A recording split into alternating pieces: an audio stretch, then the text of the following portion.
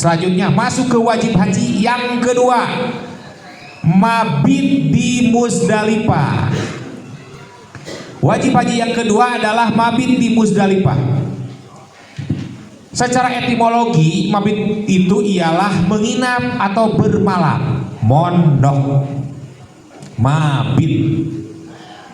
Bade mana Pak? Bade mabit. Kilir sebenarnya mabit.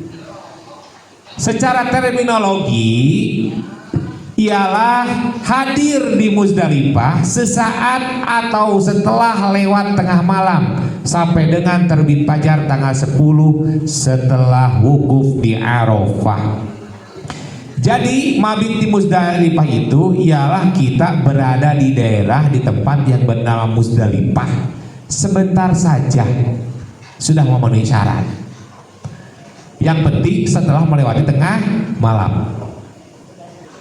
Selanjutnya, hal-hal yang sunat kita lakukan selama mabit di Muzdalifah.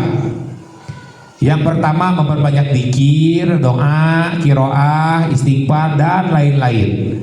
Yang kedua, memunguti batu kerikil sebesar ujung jari. Kangen buat apa? Buat melempar jumroh. Banyaknya berapa?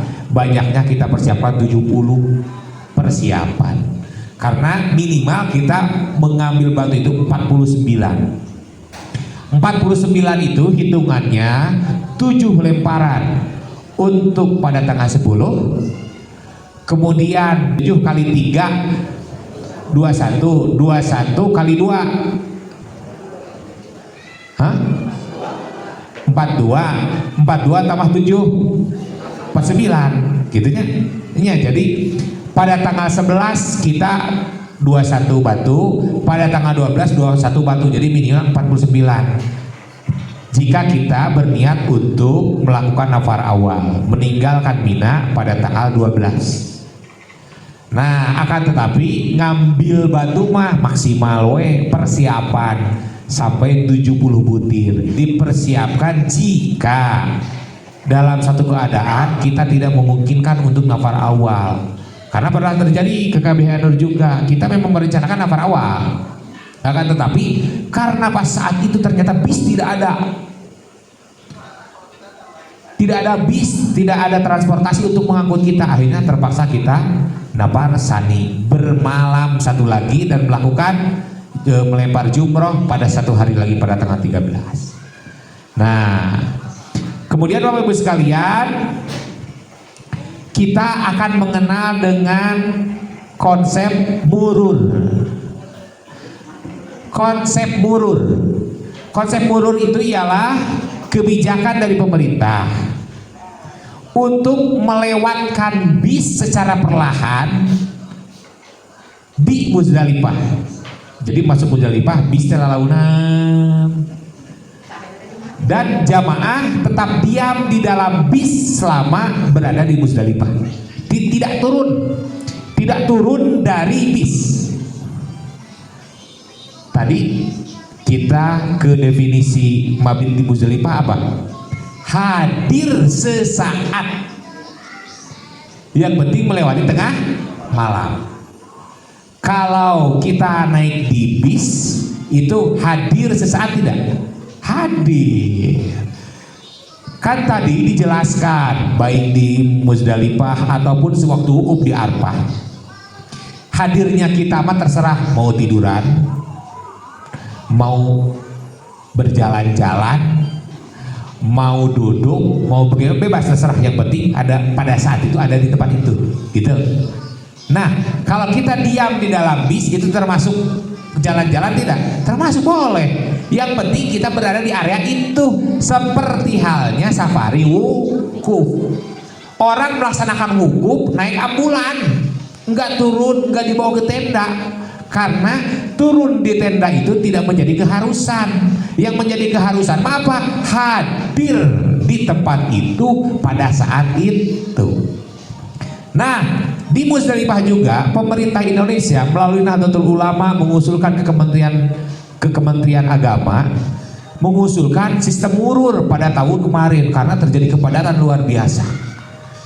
Dan alhamdulillah usulan dari PBNU itu diterima diterima pemerintah pemerintah Indonesia, dan dikoordinasikan dengan pemerintah Saudi melalui para syarikah, para muasasah, maktab, akhirnya diterima dan dipilah. Karena kriteria untuk jamaah haji yang mengikuti konsep murur itu ialah jamaah haji yang lansia, jamaah haji yang difabel, dan para petugas pendampingnya, jamaah haji yang sakit, resti, lansia, dan difabel.